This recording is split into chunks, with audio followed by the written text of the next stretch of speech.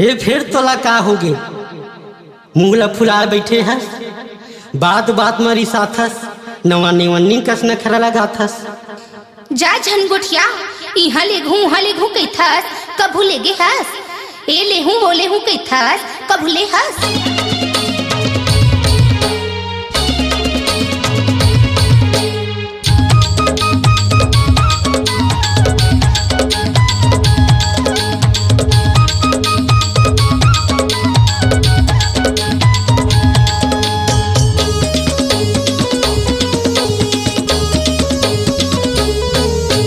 Gorilla Barman होते होता गाना गा के मनाते हो अनुसमा सही हीरो होते हो एक्टिंग करके हंसाते हो मोर चांदनी मनावा मनावा तोला कैसे हे अनारकली मनावा मनावा तोला कैसे गोरेला बरमन होते होता गाना गा के मनाते हो अनुसमा सही हीरो होते हो एक्टिंग करके हंसाते हो मोर चांदनी मनावा मनावा तोला कैसे हे अनारकली मनावा मनावा तोला कैसे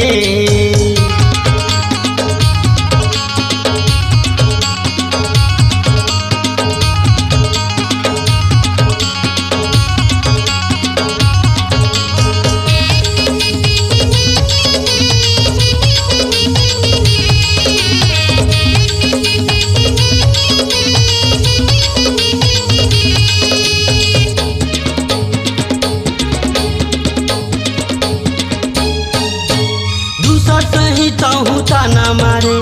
हे बाई तय हमोलाओ करु करु गोठिया थस भारी का हो गे हे तोलाओ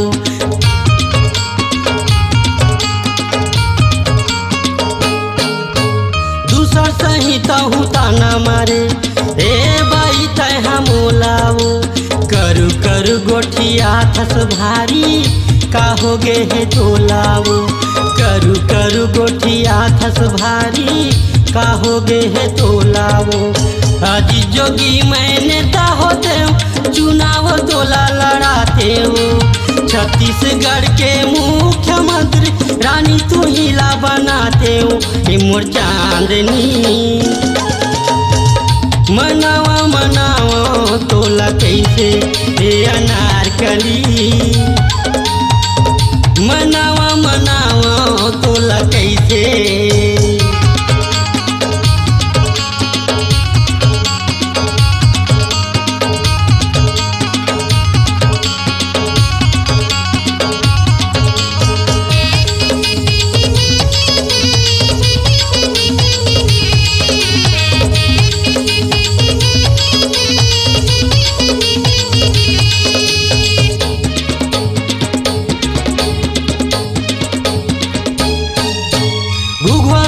काबर मुहला फुलोए बैठे हाथों ना उतार के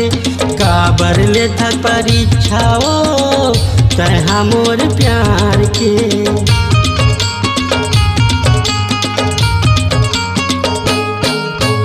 घुघुआ सही काबर मुहला फुलोए बैठे हाथों ना उतार के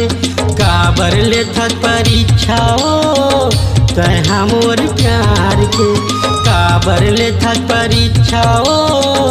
तहा मोर प्यार के टाटा बिरला अंबानी होते हो विदेश तोला घुमाते हो पानी बानी के खवाते तोला जिहाज में सैर कराते हो मोर चांदनी मनावा मनावा तोला कैसे हे अनारकली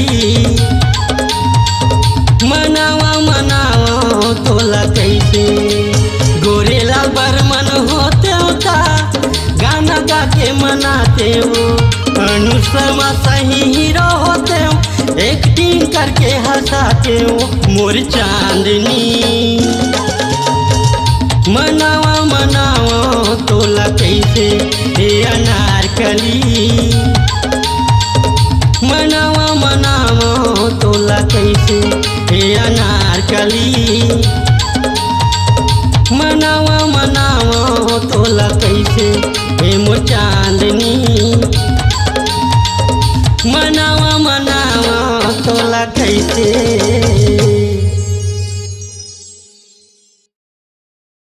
अपनी आवाज को दीजिए एक नया मुकाम। डिजिटल रिकॉर्डिंग की दुनिया का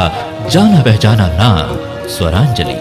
जहां गूंजती हैं ध्वनियां अपनी माटी की सौंधी सुगंध के साथ। छत्तीसगढ़ी संगीत के विविध रंग जो पहुंचाते हैं पूरे प्रदेश में डिजिटल रिकॉर्डिंग के संग। स्वरांजलि स्टूडियो, नेमीचंद गली नंबर 2, गंजपारा, रायपुर।